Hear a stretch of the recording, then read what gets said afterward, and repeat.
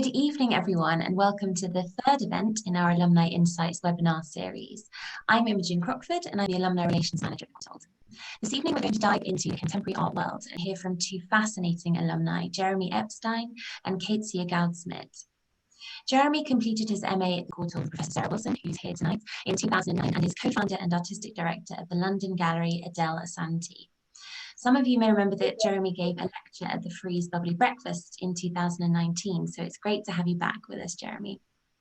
Keziah graduated with her MA in 2013, studying with Professor Chris Green, and she's currently head of Frieze Studios. So a very warm welcome to you both, and we really look forward to hearing more about your career journey and how you navigated the art world to get to the brilliant positions that you're in today.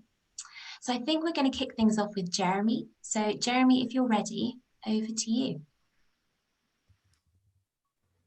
Thanks so much, Imogen. Hi, everybody. I'm Jeremy Epstein. I'm going to just talk very briefly just about the sort of story about gallery, how it came to be, and try and tell you a little bit about like what I do in the day-to-day.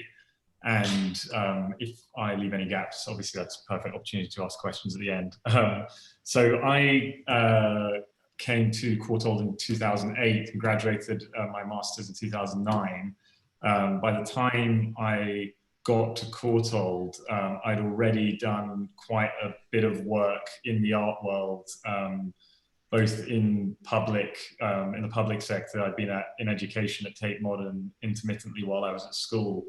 And then I worked at the Cartier Foundation in Paris. And also like, I've worked at a couple of small commercial galleries.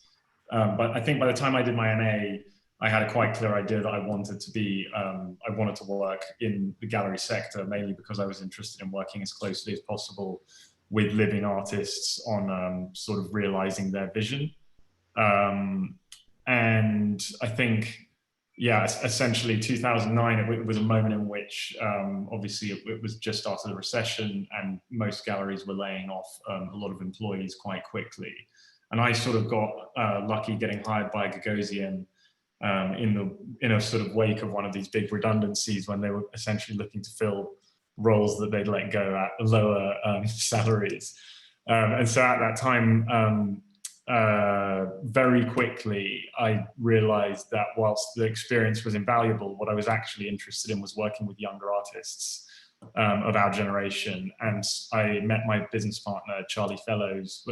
He would become my business partner at that time. And we very quickly saw that we were kind of like-minded. And in 2009, 2010, we basically started an initiative working with Westminster Council and with private property owners in central London to fill vacant units, of which there were many. It was a very similar moment to the one we're in right now, actually, where you would walk down high streets and see all of these empty units. And we basically did a series of pop-up shows, getting spaces in W1 for free. And on the back of that, we were offered a permanent space, which was this incredible office building where for 2 years we established something of like a sort of like gallery center where there were 4 different spaces, all run by different friends, one on top of the other. And in that era, I was sort of doing that. Both of us were working on the side of full-time jobs with employers who didn't necessarily know the full story about what we were doing. So it was quite pressurized, but we both recognized that it was a closing window, being able to have access to free space, and we didn't really have the budgets to start a gallery, which, you know, starting any business, it's quite useful to have some money behind you, especially just to pay yourself a salary. So it helped us to be able to balance that by having full-time jobs, even if it wasn't perfectly honest in hindsight. But after that, after 2 years of running the space on the side, mainly staffed by Courtauld interns, we had gained enough momentum from basically selling work by the artists we were showing to go out and take it to the next level, which we did by moving to a proper space, it wasn't really a proper space, it was a post room in the building next door to the one that we had been in Victoria, which we converted into a gallery and remained there for another 2 years, and both working on a full-time basis. And after that, we eventually came to the space that I'm sitting in right now, which is on Newman Street in Fitzrovia. And we've been here for 6 years now, I think. And this is a very different space. It was already a sort of gallery when we arrived. It's about almost 3,000 square feet over 2 floors. So it allows us to do quite adventurous programming and program multiple shows at the same time. And that's the sort of, those are the boring bits. I mean, the sort of 3 spaces that have quite nice, I always think of them as quite nice markers for how a lot of gallerists I know went about starting their companies. In our case, we were basically showing our friends at the beginning and collaborating with people from our generation in the first space. We weren't that accountable because we weren't paying rent, but in the second space, we suddenly were accountable, and we slowly gravitated towards the group of the initial artists that we worked with, who we could see had longevity in their careers.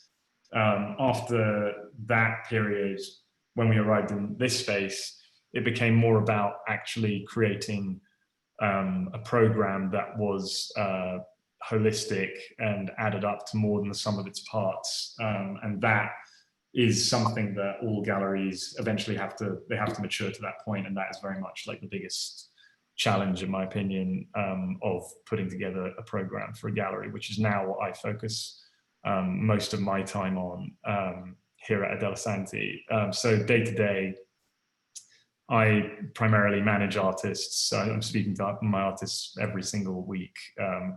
There's a lot of them and they take a lot of time, as you can imagine. We produce a lot of content around the shows that we do. We also spend a lot of time researching future program, putting shows together, managing our artists' institutional commitments so that they can focus on producing work. And then I also do all the generic dull bits that come along with running any business, which includes, all of the oversight of all the account stuff, strategy, and managing a team, which is now 6 people now. That is the basic introduction. I hope I've covered some points, but I've had my 5 minutes. So if there's anything that I've missed, please feel free to ask.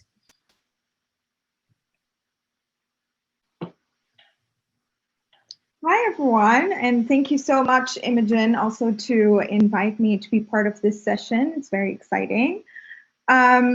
So I did my MA starting 2012, ending in 2013 with Christopher Green.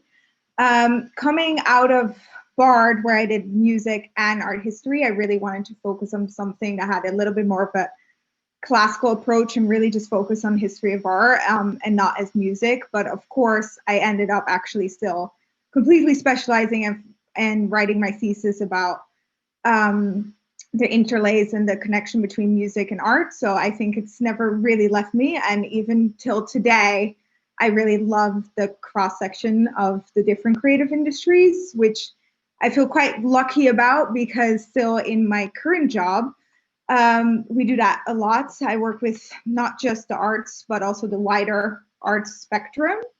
And so I thought I probably need to have a little bit of an introduction on like what Frieze Studios is, because I don't think it's as known of what we do, but probably some of the projects you might be aware of. So it's kind of a function globally. So Frieze Studios, our team is global. So we do all the projects everywhere in the world. We provide a service that is external, so creative services and production services for brands, but also for the different divisions within Frieze. So to be more specific, we work with brands like Runar, BMW, Deutsche Bank, or Birkenstock, and with them and many other brands, we come up with like creative ideas, and with their support, we're able to create them. So we create new artist commissions, new content streams, or longer term projects. Like a few examples of those are the Frieze Artist Award, where we provide a platform for an emerging artist to create a new commission. A few projects I'm quite passionate about is the Deutsche Bank Film Award, where we support emerging filmmakers in Los Angeles, and the Impact Prize, which surprised and recognizes justice-involved artists and those contributing to the movement to end mass incarceration. I feel really, really lucky that I'm able to do these type of projects, and also to do this job on a daily basis, even though it's every day the same. Then internally, all of the content that you see around our fairs, also the written content and video content, Studios does this, as well as one of our editors in the team works with the magazine, so the other side that we work with very closely. We kind of sit in between the fairs and the magazine, where we create a specific publication for Frieze Week that you will see during the weeks of the fair. So it's a very hybrid role of doing everything from production, working with artists, but also similar what Jeremy said, the kind of mundane things of I manage teams, like do a lot of contracts, insurance, risk assessments, and all of those fun things you get to learn. I do have to say that I did a lot of work experiences and internships during my university years, from auctions, galleries, and public sector and museums, which for me helped quite a lot because I know for a lot of you it's the same, but when I was studying, I very much thought they're like quite narrow paths of like either curator or going into the gallery world, and didn't know that all the many facets that there actually are and are able to do within the art world. So I found that really, really helpful. And then within Frieze, I got quite lucky in the fact that I always found ways to do different elements and stay within the company that I'm very fond of. So I also, for example, did like Frieze projects for a long time, which was kind of the nonprofit side of the business. I would say that even though I really followed this path and was very excited about it, a lot of my friends, when they also why work experiences or internships and all of those or jobs are really important, is also because a lot of my friends in the end decided to do something that's maybe not completely in the art world, so like fashion, the music industry, PR, communications. And I do feel like you have to find and listen kind of to yourself when you do these things, being like, do I like this environment? Am I really passionate about it? Do I enjoy doing it? Because for me, I think there was quite a stark difference between actually working in the art world versus like when I was studying. It uses quite different parts of the brain, but also still a lot of things that you've learned during university. I think that's giving a good overview of kind of the different elements that I do and like where I studied, and I'm very happy to answer any questions if it's more specific or other elements we want to delve into. But I feel like it's more interesting to open the floor and go to the questions. But otherwise, I'm also later on still very happy to discuss more other elements and parts of my job. Thank you, that's fabulous. And I was interested to see, already we have a pattern emerging, which is there's a lot of dull stuff that goes on behind the really exciting stuff, and you have to be prepared to roll your sleeves up and really get to grips with risk assessments and things like that. But that's quite an interesting thing to hear about. And I also like some of those points around, you know, once you're within an organization, you can find different things that you can do and go in different paths. Once you've found the organization that fits you and you fit in well to, I think that's a really important point to bear in mind for all kinds of careers, to be honest. So I think the first question I'm going to ask, because we haven't had any in yet, but I'm going to open the floor to people to please type your questions into the chat so we can select a kind of a reasonable order of them. And I'm going to ask you, really, with COVID-19 and lockdown, what has been the impact on your work? And I'd really like it if you could think of both the positives and the negatives, because I think there has been quite a mixture of responses. And Keziah, as we're still on you and you're still unmuted, do you want to go first and give us a view? Yeah, of course. Well, to be honest, of course, like most people in our industry, we had to switch completely to digital. And even though the team and studios already does digital content as part of what we do, written and video, this was like a whole nother level. So one example to give is we always do Frieze Music, which is a music event that we do normally for around 1,000 people during each of our fairs. And now we had to change it. Okay, so how are we going to do? How are we just doing a live stream? Is that interesting enough? So we changed the kind of structure and concept that's normally actually more of a party to like actually have a very intimate set with a great musician, Liana Havas, and she did a set basically for COVID safe for around 10, 15 people, but we're really focused on the digital part of it, where it was completely streamed, and we did a conversation as part of it as well. And so we were still able to provide this offering during this time. So that's one of the examples as well. Of course, as you've seen the other fairs, we introduced a viewing room and all of those other elements, but this is like a specific, more like events-based, normal in real life thing we do to change it to digital, and where we had to reinvent the wheel. Challenging wise is of course that in the end you sew and work on all of these big projects for a very long time, and to not all come together and do it in real life is very challenging. On top of course, that the more difficult parts of like thinking about staffing, thinking about, you know, contributions, thinking about resources, and the difference all of those things make, and how you had to adapt to that during this time. Thank you, that's really helpful. Jeremy, what about you?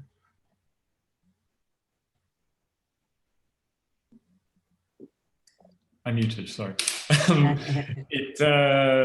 yeah, the first lockdown, like it was kind of a mixture of complete shock and this kind of opportunity that I've always been waiting for in a way. On the one hand, it meant that everything that we normally do, we could no longer do, including like travel, which was this sort of relentless schedule we used to be on. We used to do a lot of fairs. We used to show a lot of international artists. And a lot of our programming was events based, and because we have quite a sort of researchy program, we often were doing, you know, talks, we were doing like performance, all sorts of things to help create other ways of engagement with the shows that we were staging. And obviously all of that went out the window. But on the other hand, when you're a small team, there's always, you know, you're always focused on the urgent and not really on the important. And in our case, we always wanted to create content for our audience, which is actually mainly international. We have many more clients and connections in the museum world outside of the UK than within it, which is kind of just the nature of it. And creating like videos and interviews with our artists, something that we always wanted to do. And so we immediately started working on that literally the day that we left the gallery, and tried to reform a lot of the ways in which we worked internally, and basically it helped us in many ways to get out of always working on the immediate and thinking about the next 3 months, but to start thinking about the next 5 years, which is something I always wanted to do. And now I'm sort of having the opposite problem. Like I'm really stuck in this like big blue sky thinking thing, and I can't like just do any day-to-day things anymore. But yeah, on the whole, we've also started thinking a lot more locally. So we immediately started putting forward our ideas for the artists that we knew who were in the UK, even if they were younger than the people that we're normally looking at. We started doing those studio visits and having those conversations, thinking about our sort of slightly neglected UK audience and what we could do to re-galvanize it. And then one of the critical things that we've done, there's a WhatsApp group that got started during the first lockdown between all of the directors of London commercial contemporary galleries. It's now about 150 members. There's 1 or 2 representatives of each gallery there. And on the back of that group, so we're all talking for the first time, and lots of stuff has come out of it, including a sort of environmental coalition, which has just been meeting for the first time this week. And something that we're spearheading is the creation of the first London Gallery Weekend, which is, it sort of has its equivalents in many European cities like Berlin, Warsaw, Berlin and Cologne, and I think there's a few others as well. But we will be in June, the London Gallery Landscape will be presenting the first London Gallery Weekend, which somehow I've ended up running so far. But that would never have happened without COVID, because no one had any time to talk about anything that wasn't, just the same thing again and again and again. Yeah. So people are thinking outside the box, and that's quite refreshing. That's so interesting. I mean, we have heard lots of stories of positive things that have come out where you're forced to think differently, and suddenly you realize you've been in that hamster wheel and now you can do something different. There's actually, just staying with Jeremy, there's another question that's come through that's kind of connected. Thinking about when you started just during the economic crisis, do you think there are similarities within the art world now with this a similar kind of crisis? And do you have any advice for students graduating now on how to start their career with both the limitations and the creative opportunities that there are? I think that there are a lot of similarities in the context, but I don't know about the art world, partly because I was probably too immature in my career in 2009-10 to really understand, what was going on at the higher levels and how much change was occurring. I wouldn't have, I was, sort of regard myself as a recession baby in that sense. Like many of the ways that we run the business are based on the fact that we came out of a recession and we were always trying to stay agile and nimble and constantly revisiting the philosophy of what we do and trying not to stagnate. And so I don't really know how similar the art world was then to how it is now. Yeah. But now, there's certainly, in my experience of 10, 11 years of having a gallery in London, there was not a great sense of community here. We had much closer relationships with networks of galleries in other cities than our own. We have friends who have galleries here, but there's not a sense of collaboration outside of a couple of isolated instances. And this time it really does feel like people are out to, make us, we are willing and motivated to make ourselves a sort of visible geography and, to fight to preserve our sort of sector. But strangely, 2008-9, I think, actually hit galleries a lot harder than they have been hit so far, because there's been so much assistance that's come the way of small businesses. That if we missed a lot of it just because we sort of fell in between the cracks, but I think you'll really start to see people closing sometime in the middle of next year, probably, if they are going to start closing. There hasn't been a single London gallery that's closed yet, to my knowledge, as a result of COVID. But in terms of advice for students graduating now, I can really relate to what that must be like, because that was exactly what it was like when I came out. I got completely screwed over by a gallery that wishes to remain nameless, not Gagosian, who actually gave me a job. It was the people I was working for who had promised me a full-time job throughout my MA, when I worked very hard for them part-time. And at the end of it, they basically said, no, we can't do anything for you. Essentially, that moment, people were like, there's no point going to interviews because there aren't any interviews and you're not going to get a job. But ultimately, if you stay humble and you stay busy and you do the internships that you need to do if you haven't already done them, and if you have already done them, then maybe you have to do one or two more. That now most galleries are paying their interns, so that means it's not as nasty as it was 10 years ago. But I think a couple of things I wish someone had said to me at the time was that your generation actually really matters. And even though when you're sort of 21 to 23, you think you're just like the bottom of the food chain, in a few years' time, all of the people that you studied, well, not all of them, but those who stay in the art world, in my experience, they're all now in really impressive roles, and everybody wants to know those people, and everybody wants to know those artists. So that community building really probably started 2 years ago, and you might already have something around you that is very special and is your biggest asset that you'll only realize in 5 years' time. So nurture that a lot, and maintain your address book. I think that's the critical thing we tell our interns when they leave here is stay in touch with us, use us as much as you can.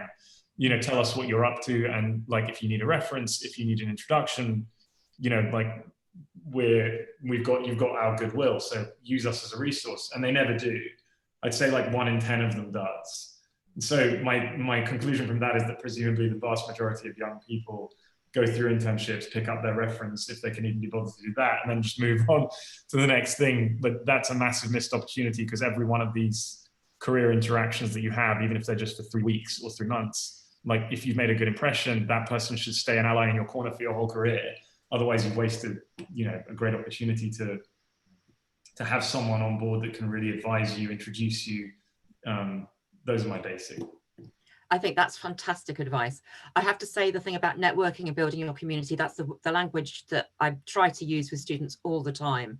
And it's really encouraging that someone who takes in interns and encourages them to keep in touch. These are the messages that we want to hear, because I think it's so valuable for students and alumni, just to really think about, who have I worked with? Who could I talk to now? I was talking to someone yesterday who said that she'd been contacted by someone where she'd studied in Edinburgh, who said, I was trying to think about how I could help people, and I suddenly saw you come up on LinkedIn, and I thought, oh, I wonder if I should get in touch with her and just offer my help. And she did it, and she's put her in touch with some people. So I think for students and alumni who are on this call, one of the encouraging things I'd say is listen to what Jeremy says. People want to help. Give them the opportunity to help you. Don't be frightened to get in touch. I think particularly now, when we're all stuck at home a lot of the time, you know, people will want to feel that they've made a contribution to this generation getting out and getting on in their careers. Can I just add one thing? Yeah, sorry, please. One other really critical point to do with interviews, because I think a lot of people in the art world are not prepared for interviews and don't have any natural technique in the way that they do in other fields where maybe they've been sort of drilled on this in university or something, I don't know.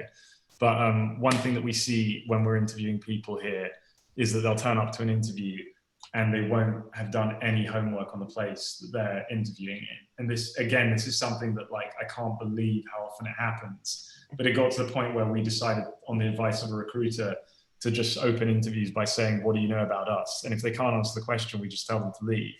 And the point is that, like, some people aren't as hardcore as that. And for me, it's very important, because I think it's a waste of time to do an interview with someone that hasn't done any preparation on the place they're being interviewed by, because how could you possibly figure out if it's a good fit?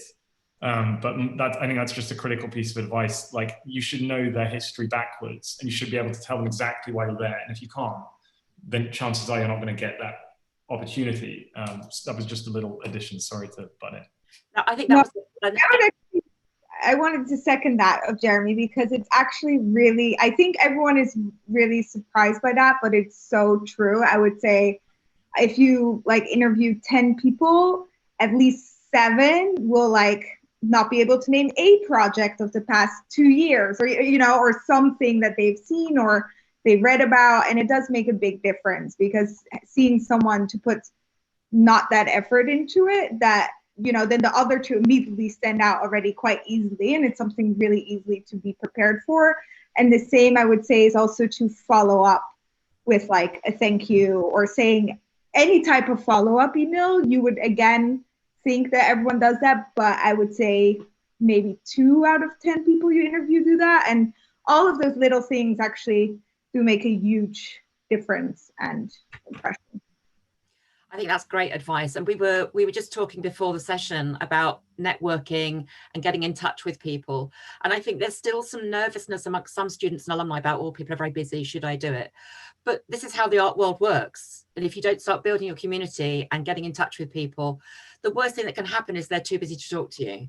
But, you know, if you're connecting in with them, if you're following them on LinkedIn or following them on Twitter or Instagram, commenting on what you see, showing your intelligence, your interaction and your engagement, then I think that's going to, you're going to follow up and find out as much as you can about them if they come to see you. And you want to see that they're interacting, they're engaging.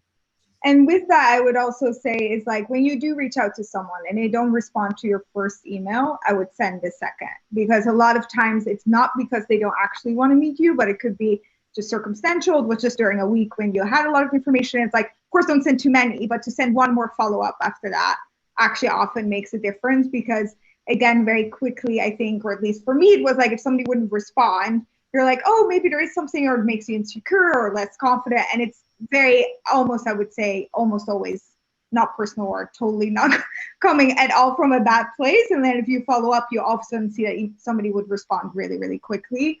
So don't be disencouraged by one email. That's also, I would want to say that as well. Yeah, it's hard, isn't it? You've got to be resilient, and you've got to be able to think about how you're going to approach making that contact, but it is important to do it.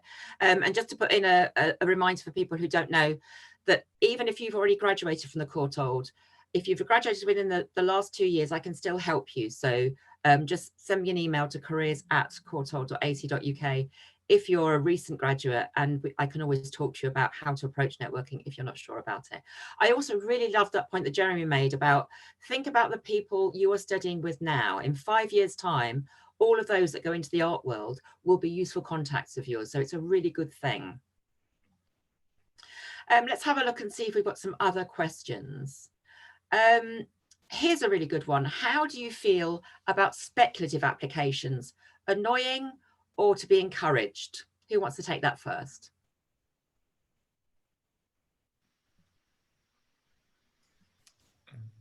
I'll go first.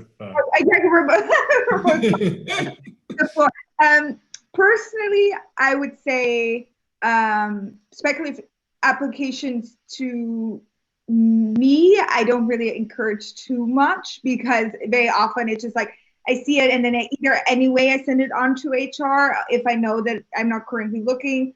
It's better, I would say, instead of doing a speculative, if it is a speculative application and HR, also I think we even have it on our website, it says like you can send in sometimes speculative applications, then of course do.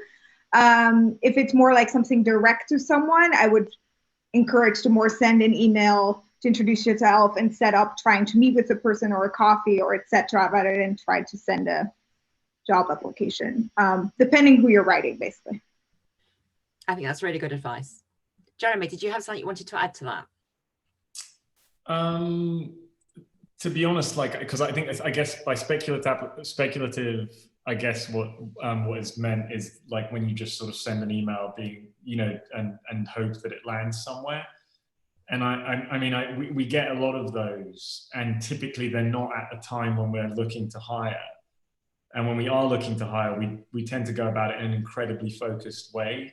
And that's mostly via either a recruiter, and there's only really one recruiter there's two actually. I think there's Sophie McPherson and Lacey West are two people that are sort of art world recruiters that I'm aware of.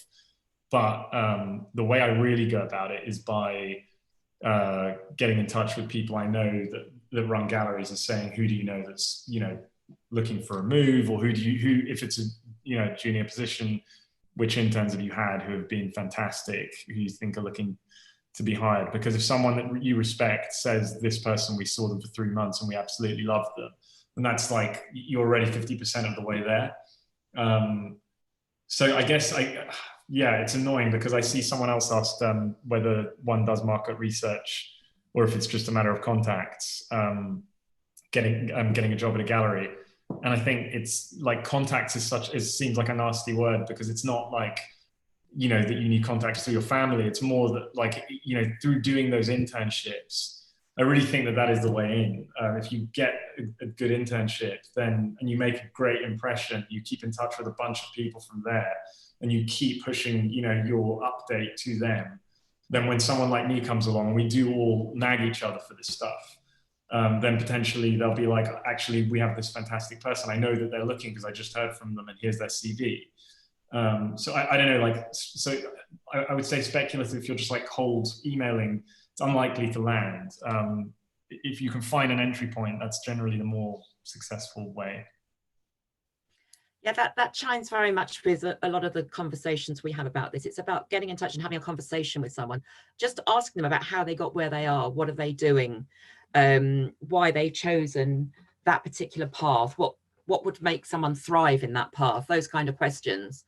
And from that, if you have a great conversation and there's a click, because it is about fit as well, then you might be invited to send us your CV, we'll have a look at it, and if something comes up, or maybe even we'll create something for you. On rare occasions, I've heard where people got on really well, and they said, well, actually, we might be able to do something for a couple of months, come back in whatever time frame, and we'll sort that out. So I think that's really good advice. I want to ask another question here. How far in your careers have you planned next steps? So when you first graduated, how much was it a plan that you'd made to go into whatever you did first?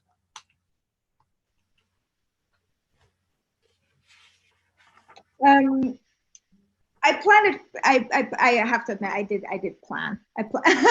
I did plan for it.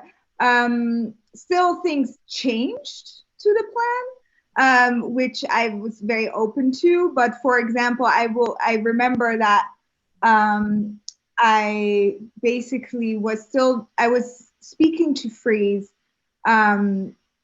early in quite early in my master's.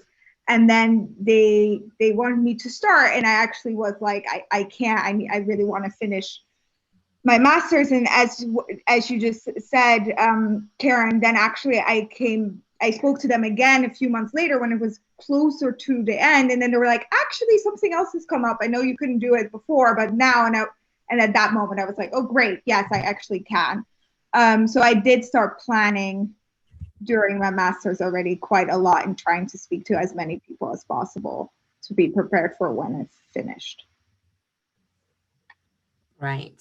Thank you for that. This is something we talk about quite a lot, that it's important to do planning. You don't have to have a detailed 5-year plan that you go through step by step, but doing some planning, thinking it through, working out who you need to talk to in order to make the steps that you need to get to where you want to go, I think is important. Jeremy, what about you? How planning are you? I by nature very, but I think you see a coincidence there. You know? Yeah, organizationally. I think I knew what I wanted to do, like coming out of my MA, and I tried to set it up so that I really wanted to have a job, lined up for after. And as I mentioned earlier, I did my best, and I put the hours in to get that, but because of the time that it just didn't work out that way. But to be honest, like my plan was very much to find a gallery that I had some, I could develop some loyalty to and stay for a long time. And I always imagined that when I was in my 30s, I might start to think about, starting something myself. So I didn't expect to go the way that the year after Courtauld to go the way it went. And it was really, just to put a positive spin, which probably sounds really irritating given how sort of doom and gloom everything is at the moment, but to put a positive spin on it, if it wasn't for the recession, there's no way that we would have had a gallery. And, if we came out in the sort of peak years, like in 2004 or something, there just would have been no opportunity for us to get started. And I genuinely think, like, we're, looking right now at all of these empty units and just thinking, like, what are we going to do? What are we going to do differently? Because there's so much opportunity if you can just figure out, what it is that you want to do. But the most important thing is to get your hands dirty, not be afraid to break things and make mistakes, which is, I guess, the way we ended up starting it. So no, I had a plan. It wasn't the plan that I followed, though. That makes sense. It does. It definitely does. Okay, while we're waiting for more questions to come in, I'm going to do another one. What do you think are the issues or challenges surrounding diversity? So, are there barriers, do you think, to disabled entrants or people from different communities entering into the field that you're currently working in?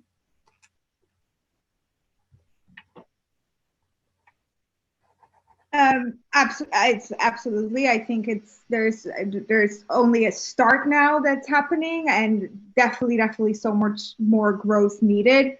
I think a lot of it also comes back with kind of, so many people, it starts much earlier already with like education and all of those opportunities that people get or not have had yet. And then also the ecosystem of the art world that also really systematically needs to change. But I do think that every organization now, or everyone you speak to, also in the galleries, is making a very, very conscious and active effort that now it really, it's really time to change this radically.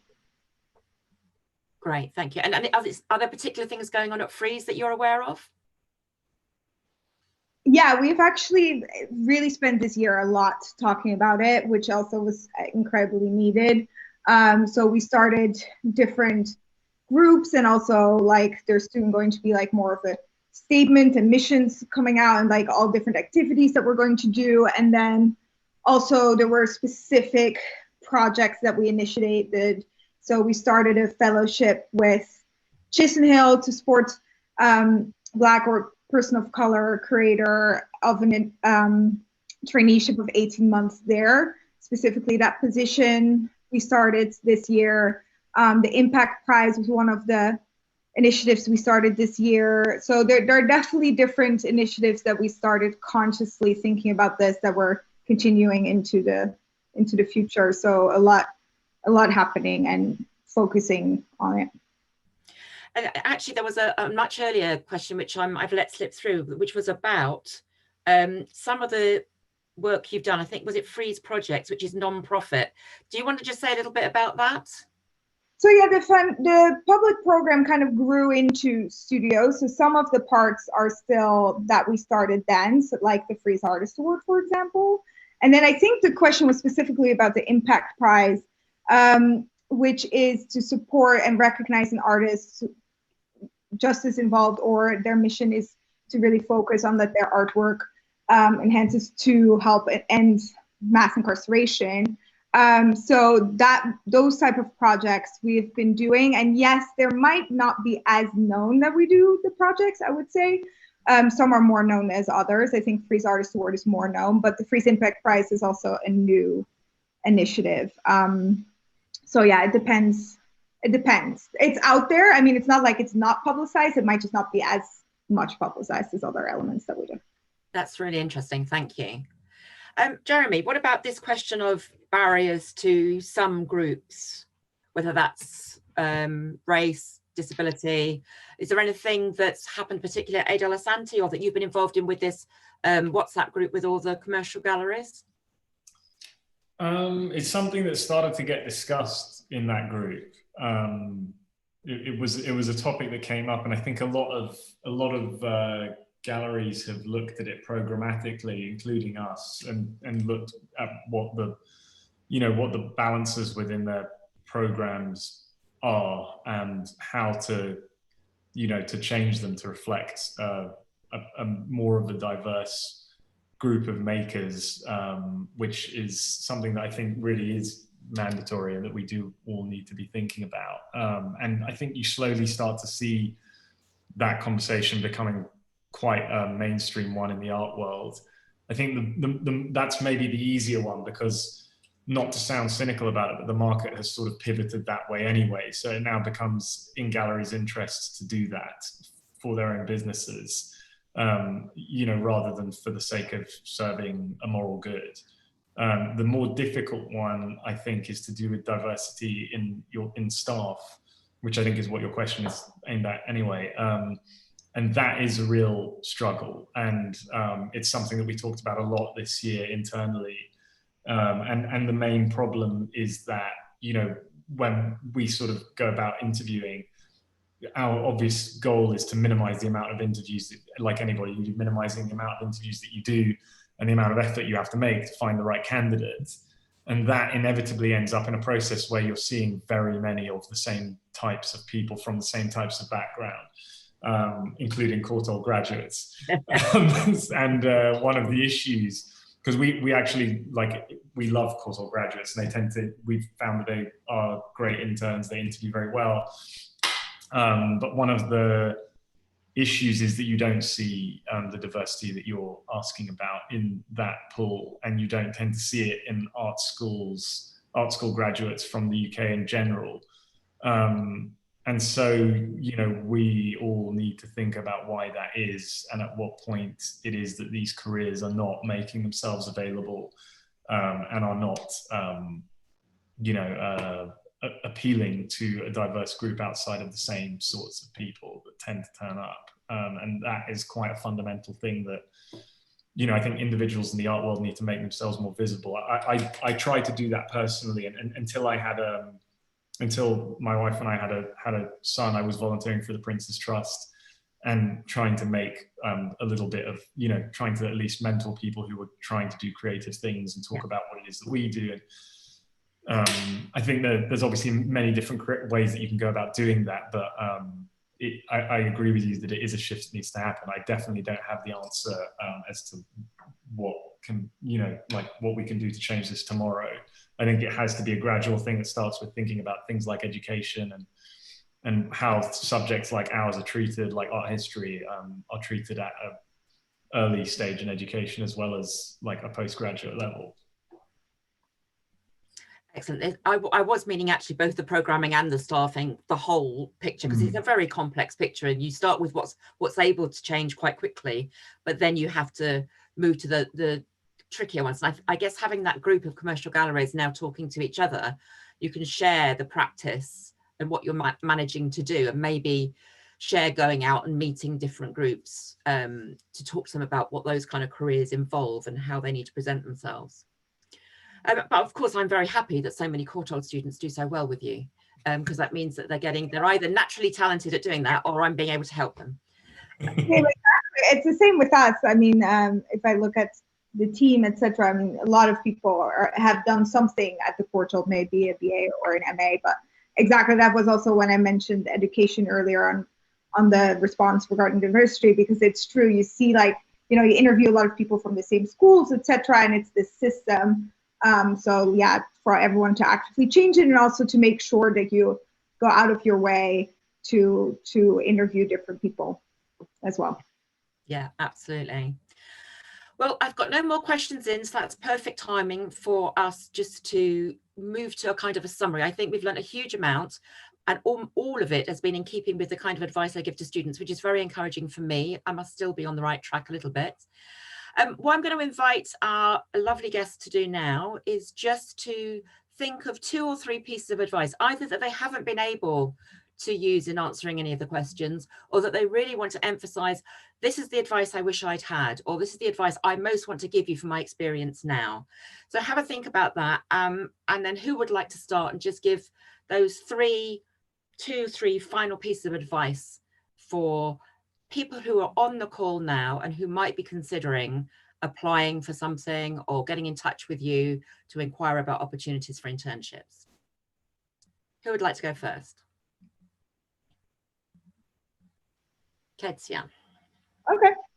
I think one element that you think might be minor, but I do always look at applications we might have is one, especially during this time when hopefully we are able to get out more, but I know we're all spending a lot of time behind the computer, is to build like your skills in either Photoshop, I would say at the moment, or SketchUp, or any of these are incredibly helpful, especially since all of us have pivoted digital. So the more digital skill sets you can add, I would say at the moment, is kind of everyone is looking for it, / also more and more expecting it. So it would be something that might not already been on your list, which is good. The second, I would say, I mean, it's standard for everyone, but yeah, try to speak to as many people and try to get as many internships, work experiences as possible, to also get an idea of what you actually enjoy doing and are passionate about, and then really trying to hone in on that and cultivate those relationships. And I think, yeah, those I think are both. And also, I mean, again, you hear it a lot, but in the end, it's also sometimes a little bit of a number game. Like if you speak to 1 or 2 people and you don't feel it's very encouraging, speak to like 5 more, because it's so subjective and so many individual clicks, and like, don't be totally disencouraged. I would say like perseverance is quite important, which I know people say, but it's true. I think that's really, really good advice, because I think people do, particularly at the moment, they're stuck at home and they aren't getting out to socialize in quite the way they might have done, not going to openings so much. So I think if 1 or 2 people give them a consistently negative message, they tend to think, oh, perhaps that's it then, and I'm not going to be able to get into this place.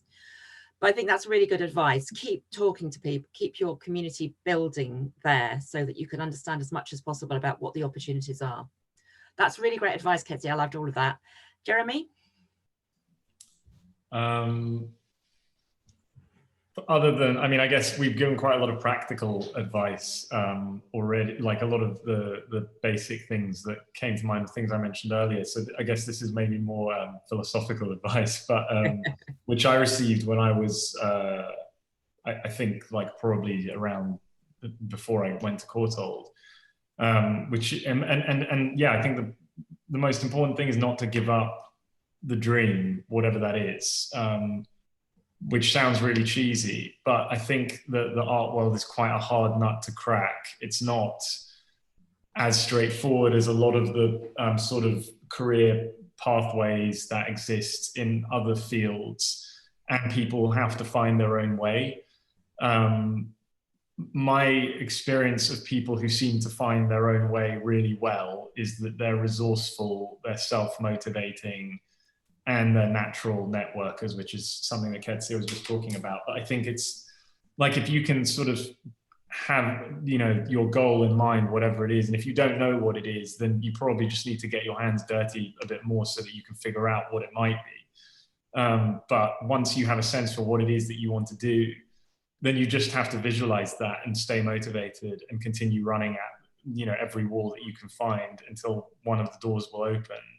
And networking is not something that you do to get a job. It's something that starts when you want to get a job, and you keep it going throughout your career, whatever it is you do. And actually, Sarah Wilson, who is here now, is like one of the most resourceful networkers I've ever met in my life.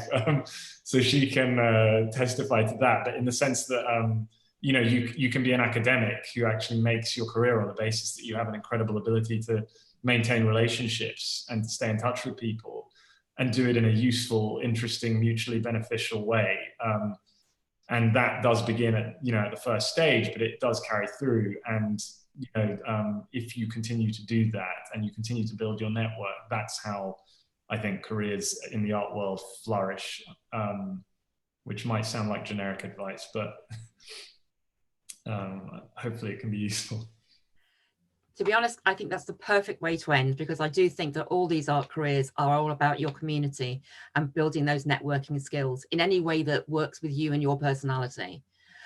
Before I hand over, so thank you both so much for your input today. I think it's been fabulous, really great advice, really lovely personal stories.